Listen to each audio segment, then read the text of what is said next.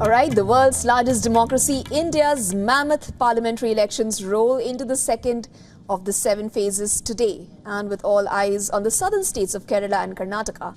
Now, voting is taking place in 88 seats across 12 states and 1 union territory, with several prominent candidates like Rahul Gandhi, Shashi Tharoor and Hema Malini making it a high-stakes round. 158.8 million voters, including 3.4 million first-time ones and 32.8 million people between ages of 20 and 29, are exercising their franchise today. Now, the polls are taking place in all 20 seats in Kerala and 14 of the 28 seats in Karnataka. Apart from these southern states, 13 seats in Rajasthan, 8 seats each in Maharashtra and Uttar Pradesh, 6 seats in Madhya Pradesh, 5 seats each in Assam and Bihar, 3 seats each in Chhattisgarh and West Bengal, and 1 seat in Manipur, Tripura and Jammu and Kashmir respectively. Now, as the country votes in these 88 constituencies, let's take a look at what's at stake for the NDA and the India bloc. Out of the 88 seats, NDA looks to defend 57 seats, which includes all 13 seats in Rajasthan, 13 out of 14 seats in Karnataka, 7 out of 8 seats in Uttar Pradesh, and 6 out of 8 seats in Maharashtra.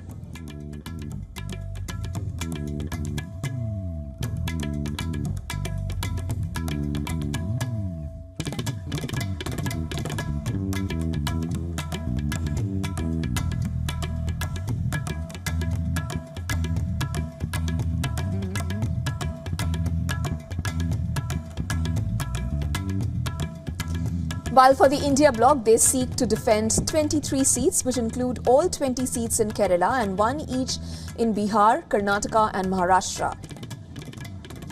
Now, the fates of several high-profile candidates contesting some high-stakes seats will be sealed today.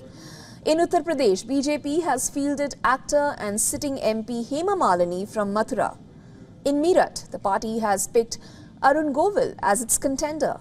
Now, Govil, who is making his electoral debut, played Lord Ram in the popular television show Ramayana. And in Kerala's Wayanad, a 3-pronged fight is brewing between Congress's Rahul Gandhi, BJP's K. Surendran and CPI's Annie Raja. Congress and CPI, allies in the India bloc, have placed their candidates against each other in this constituency. Kerala's Thiruvananthapuram is also a high-stakes seat. The seat will also see a triangular contest. Now, Congress has fielded Shashi Tharoor, a 3-time MP from the constituency seeking his 4th straight term in the parliament, against BJP's Rajiv Chandrasekhar and CPI's Panyan Ravindran.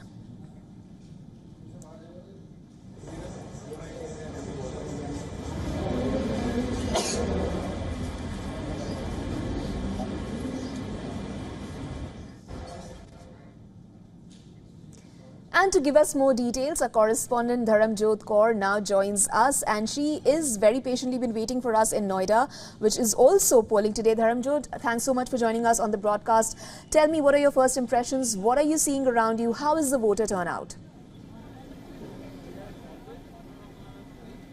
Well, Isha, firstly, I have to say it is a pleasant surprise to see, that the urban sector is really coming out in decent numbers to vote, even in this heat at the peak of the afternoon.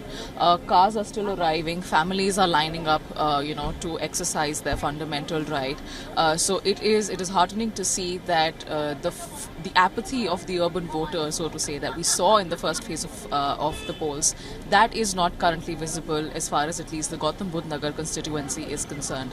Now, overall, Uttar Pradesh, of course, in terms of, the size of the election, UP has one of the, in fact, the highest number of seats that it represents in the lower house of the parliament. It has 80 out of the 540 seats, out of which 8 are being contested on the ballot today.